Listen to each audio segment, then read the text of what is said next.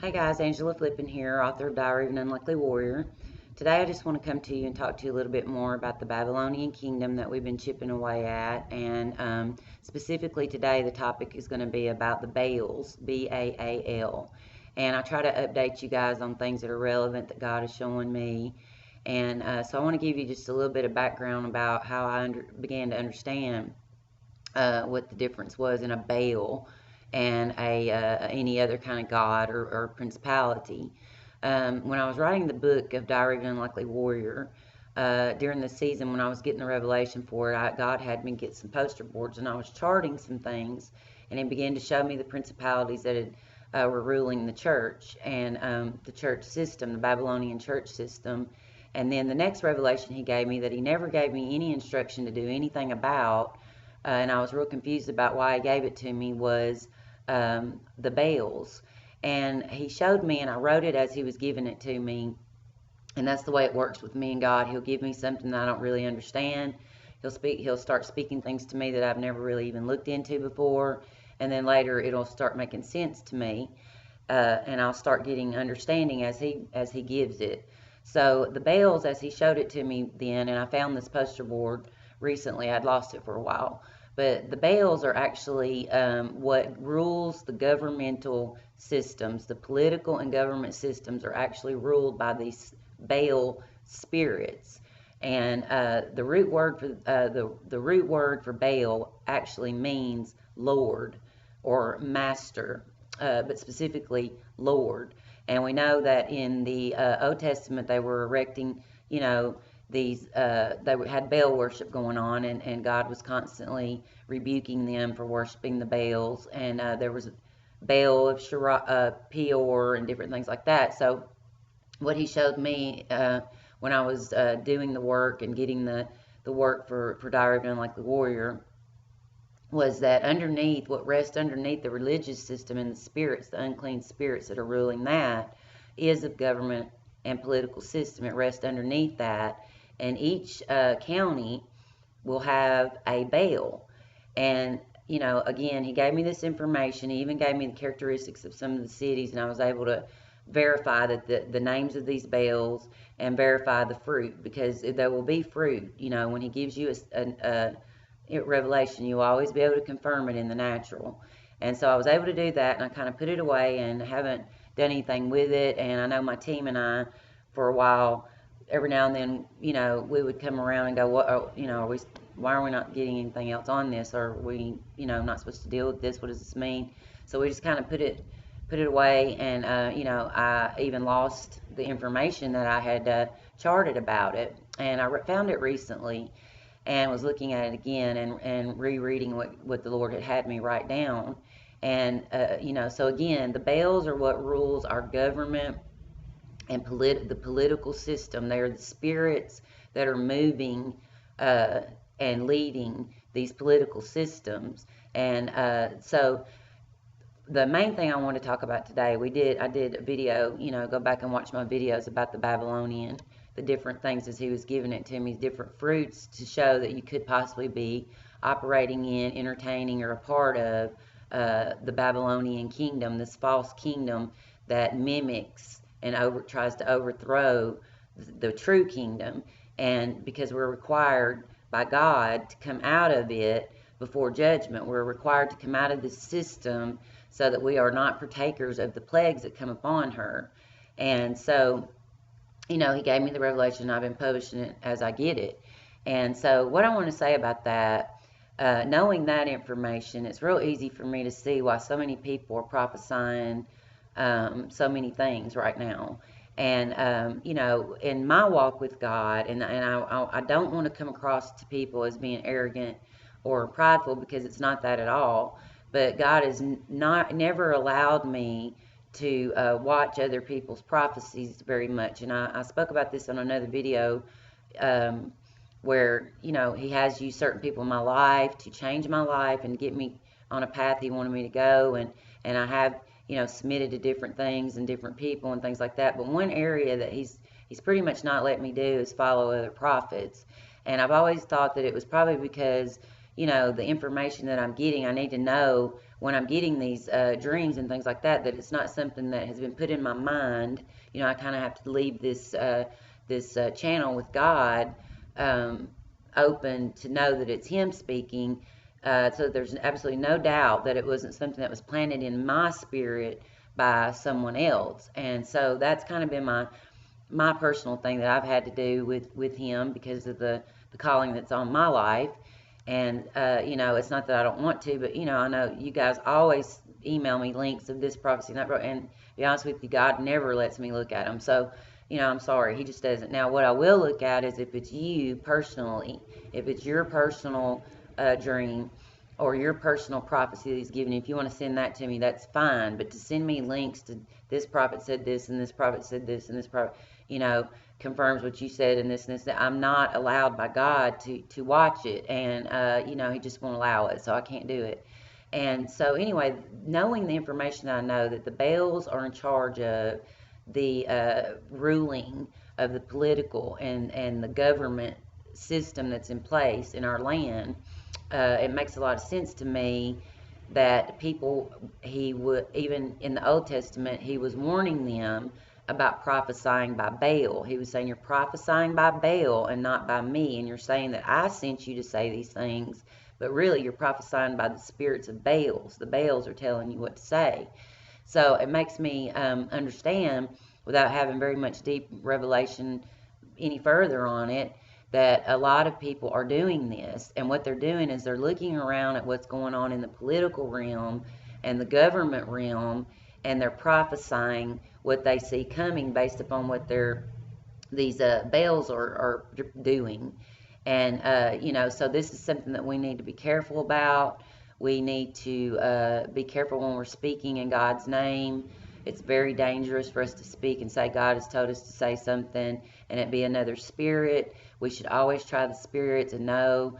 And for me personally, when I get something that's prophetic, and again, prophecy has never been, I've never considered myself that being my strongest gift. I've always been more in demonology and discernment and naming the demons. I've always had this real gift to be able to, if you want to call it a gift, to be able to discern spirits, know their names, and deal with them.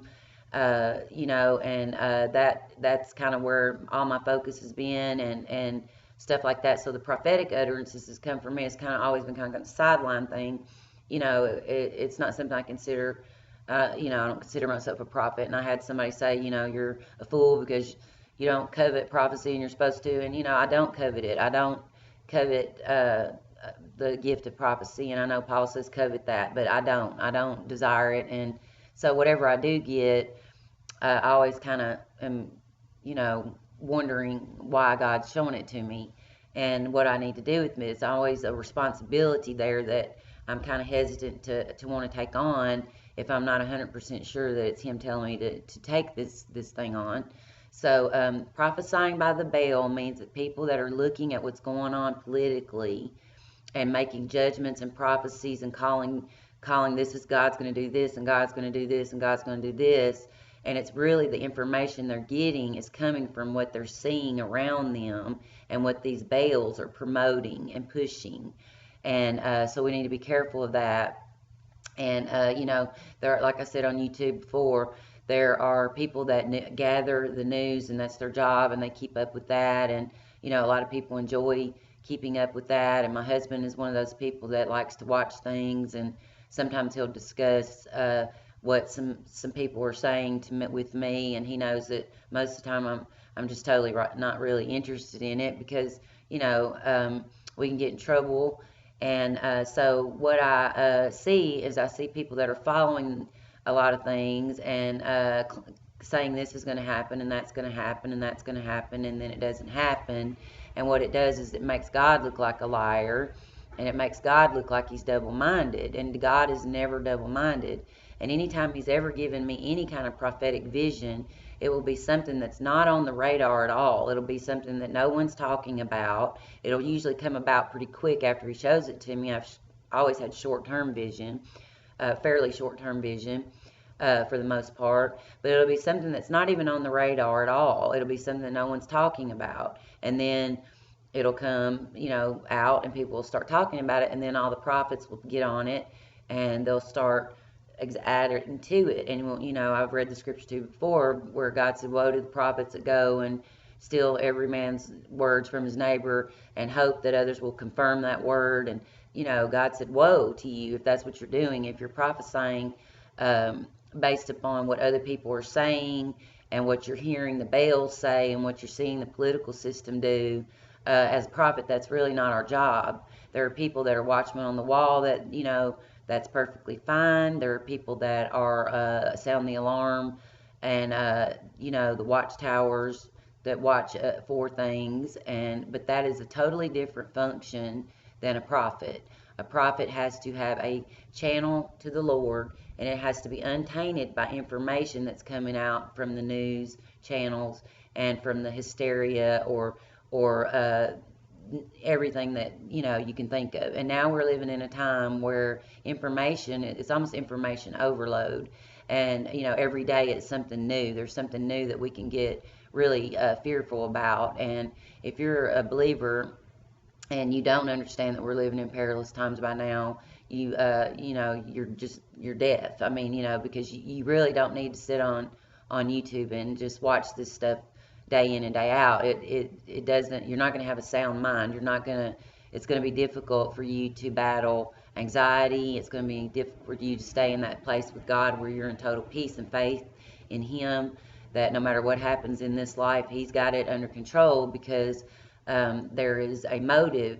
Anytime the enemy is doing something, there's always some type of motive, and the enemy's motive is to distract you from your true faith and from what you're supposed to be doing. So I did want to read one scripture here that the Lord gave me right before I decided that I'd go ahead and publish this video. It's where Elijah is confronting Jezebel and the people, and he says to them in 1 Kings chapter 18 verse 21, it says, and Elijah came unto all the people and said, how long will you halt between two opinions? If the Lord be God, follow him. But if Baal, then follow him. And the people answered him not a word. So even back in that day, people were halting back and forth between two opinions. They were saying, well, God is our God, but yet they were following the opinions of people that were prophesying by Baal, and they were making decisions about their lives based upon this. And again, you can't do that. You're not built for that. We're not psychologically built to be able to handle every single disaster and every doomsday prophecy that comes along. And what it does is it really muddies the waters of what God's trying to do. And what God's trying to do right now, I know this with everything that's in my soul, what God is trying to do right now is cleanse His church. He's given us a chance for self-reflection. He's given us a chance to look in the mirror. He's given us a chance to sit on our bed and commune with Him and deal with the things that are inside of us. The outward things, the people are still caught so much up into judging the way you look and the way you talk and all that stuff. And I've told you before that anybody can dress up themselves in a certain way. Anybody can dumb down and plane down and not wear makeup. I get judged for everything. You can imagine it's wrong. I mean, everything I do is wrong. So what that does is it muddies the waters for people, and they start thinking that if they can just do this rule and just do this rule, that they're going to find their way into the kingdom of heaven. And Jesus said that unless you become born again, unless your spirit becomes alive into the Spirit of God, and He's the Spirit that's moving you, and He's the Spirit that you're obeying, and He's the Spirit, His Spirit is the Spirit that is speaking to you and the one that you're obeying, and you're understanding that there are other voices, there are many voices in the spirit realm talking. That's something as a spirit realm seer that I am very aware of, is the many, many voices that are in the spirit realm talking and vying for our attention and vying for our focus. And so there's always a motive, and to me this motive is definitely to keep the church focused upon something that God's not having us focus on. I'm not saying that you shouldn't put everything that you hear to prayer and contemplate with the Lord what you should do if you get some information and He sends you something, and I'm not telling you to dismiss it, but I'm telling you that our faith is going to be a game changer in the end times. The Lord is looking for a people that have the type of faith that can stand against the enemy, that can refute the enemy, and knows the difference between the Baal spirits, the Jezebel spirits, the Ahab spirits, Leviathan spirits, the prideful spirits, and religious spirits, and things like that, that knows the difference between that and Him. That's what God is needing us to be right now, because, the gates of hell are open. Every unclean thing is moving upon this earth. The devil knows his time is short. And, so he's moving and active. And, I'll say it again.